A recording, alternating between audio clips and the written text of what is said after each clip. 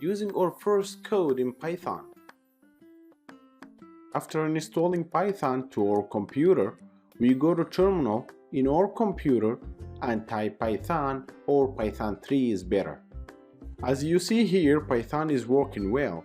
Then try to type print and space and then apostrophe symbol and type hello world.